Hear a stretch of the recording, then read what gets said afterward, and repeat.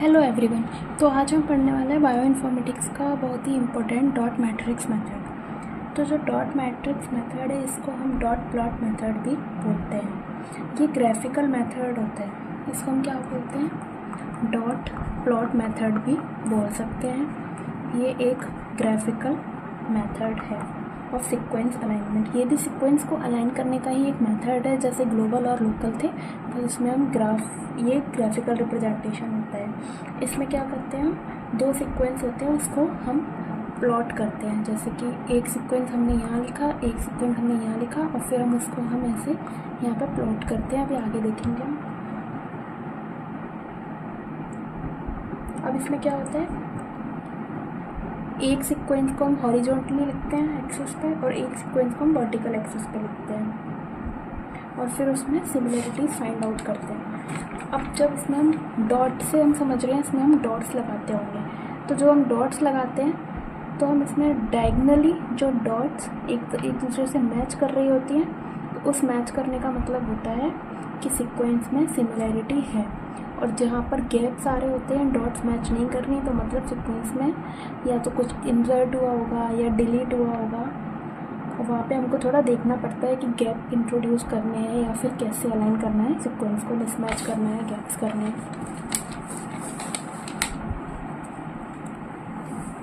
अगर ये इधर का जो कोई भी सीक्वेंस है, जैसे कि ए है और इधर भी ए है, अगर ये दोनों आपस में ऑब्वियसली मैच हो रहे हैं ए और ए, तो हम यहाँ पे एक डॉट प्लेस करते हैं। ये अभी हम एक एग्जांपल की हेल्प से देख लेंगे। अब अगर सीक्वेंस कम सिमिलर होंगे, तो अगर सीक्वेंस ज़्यादा सिमिलर होंगे तो हमको ऐसे डायगनली काफ़ी सारे डॉट्स मिलते हुए दिखाई देंगे। बट अगर सीक्वेंस है ना थोड़े डिससिमिलर होंगे, काफ़ी कम सिमिलर होंगे, तो हमको स्कैटर्ड डॉट मिलेंगे, कोई यहाँ कोई यहाँ, ऐसे करके। तो इससे हम ये पता कर सकते हैं कि कितना ज़्यादा सीक्वेंस सिमिलर है और इसमें हम रिपीट एलिमेंट्स को भी पता कर सकते हैं सिंगल सीक्वेंस में। अब जैसे कि ये हमारा एक डॉट प्लॉट है, एक ये आ रही है और इसके पैरेलल में अगर इसके पैरेलल में एक और लाइन आ रही है, इसका मतलब होता है कि ये रिपीटेड सीक्वेंस है। तो पैरेलल लाइंस जो होती हैं डायगोनल के आसपास, वो इंडिकेट करती हैं कि रिपीट्स हैं इसमें, ठीक है। तो अब हम इसको एक एग्जांपल से देखते हैं। तो हमको ये सीक्वेंस दी हुई है, ये सीक्वेंस 1 है, ये सीक्वेंस 2 है। तो सबसे पहले हमको एक यहाँ पे प्लॉट बनाना है। ये वहाँ मैं सीक्वेंस 1 डाल रही हूँ, इधर सीक्वेंस 2 डाल रही हूँ। तो ये G C T G A A। Second sequence है G C T A A। तो ये हमने सीक्वेंस डाल दी। उसके बाद हम यहाँ पे ऐसे बॉक्सेस बना लेंगे।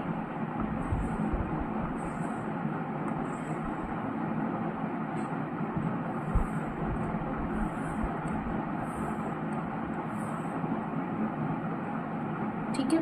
अब हमें क्या करना है, फर्स्ट सीक्वेंस पे आना है। जैसे कि फर्स्ट न्यूक्लियोटाइड है यहाँ पे G, इधर G है, इधर भी G है, ये इससे यहाँ मैच हो रहा है और G इसमें कहीं मैच हो रहा है यहाँ, तो हम यहाँ पे डॉट लगा देंगे। नेक्स्ट C देखो, C मैच हो रहा है इधर, तो C सेकेंड लाइन में मैच हो रहा है इधर, बाकी कहीं C नहीं है। आगे बढ़ते हैं। देन हम देखेंगे T का मैच हो रहा है ये, इसके अलावा कहीं और T नहीं है। फिर हम देखेंगे A एक तो यहाँ मैच हो रहा है, एक यहाँ मैच हो रहा है, ठीक है। फिर ये A है यहाँ और यहाँ। अब हमें देखना है कि कौन कितना मैच हो रहा है। अब हम देखेंगे कि ये डायगोनल आ रहा है ऐसे, ये एक आ गया, बीच में गैप है, एक ये आ रहा है ऐसे। हमें सेंटर के अलोंग ही डायगोनल देखने हैं, साइड में नहीं देखने अभी। तो हमने देखा कि ये ऐसे जा रहा है। हम नीचे से इसको अलाइन करना शुरू करेंगे।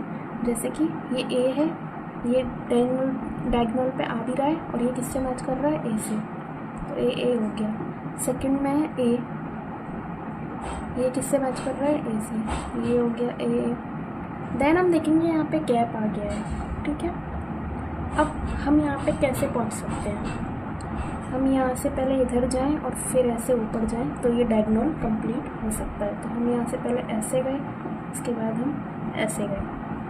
अब जब ऐसे एरो आएगा हॉरिजॉन्टली जब ऐसे एरो आएगा तो इसका मतलब है कि हमें ऊपर वाला जो न्यूक्लियोटाइड है वो लिखना है और नीचे गैप इंट्रोड्यूस कर देना है।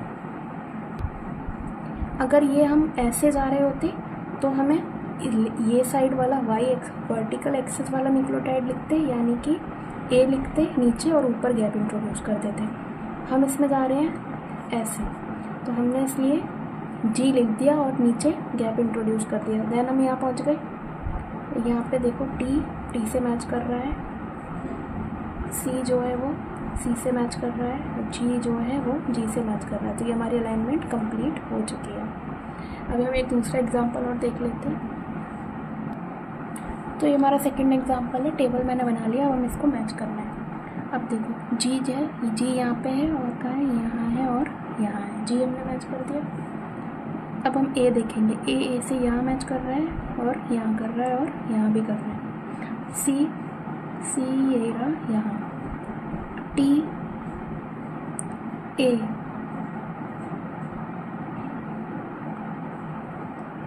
ठीक है, जी फिर से आ गया जी, देन सी, डन। अब हम देखेंगे इसमें डायगोनल कैसे बन रहा है। तो ये देखेंगे हम ये और ये 5 जो है वो मैच कर रहे हैं। साथ में ये एक यहाँ पे लास्ट है। जब लास्ट कॉलम ऐसे बचता है तो हम उसको एज अ मिसमैच ही ले लेते हैं। जैसे कि लास्ट में ये सी बचा और इधर है ए, तो हम इनको एज अ मिसमैच ही ले लेंगे क्योंकि लास्ट में बचे हैं। देन हम यहाँ आ जाएंगे, ये डॉट जो मैच हुई थी जी और जी की, देन अगेन जी, देन ए, उसके बाद टी, देन सी। यहाँ तक हमारा जो है ये एकदम मैच हो रहा है। उसके बाद ऊपर ब्लैंक जा रहा है, ये एक यहाँ मैच हो रहा है, ये यहाँ मैच हो रहा है, डायगोनल पे मैच नहीं हो रहा। तो अब हम देखेंगे इसमें 2 तरीके से हम इसको कर सकते हैं कि हम यहाँ तक कैसे पहुँचे। एक तरीका हो सकता है हम यहाँ आए हैं, हम अभी यहाँ से हम ऊपर जाएं और उसके बाद हम यहाँ चले जाएं। अब हम यहाँ से ऊपर जा रहे हैं, ठीक है।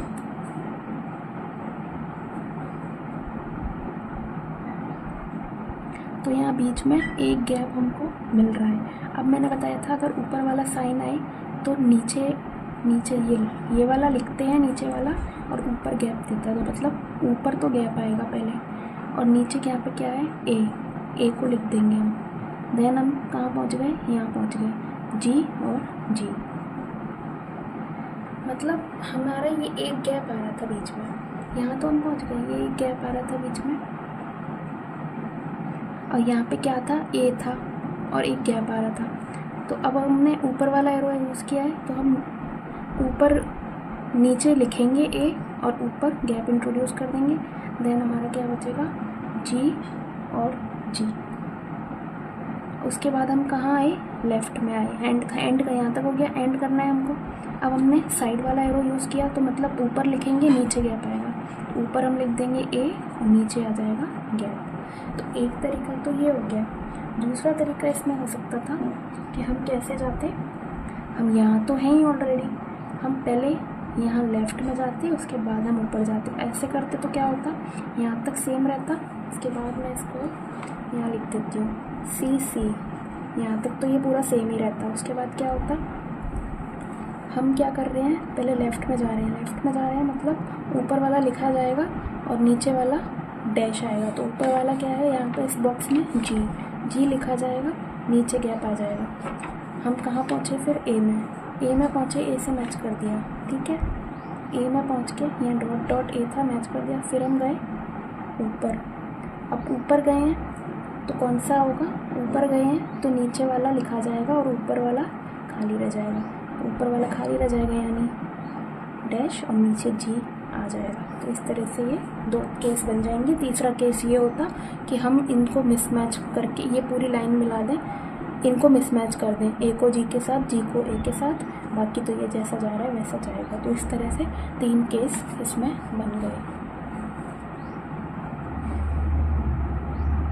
Thank you so much.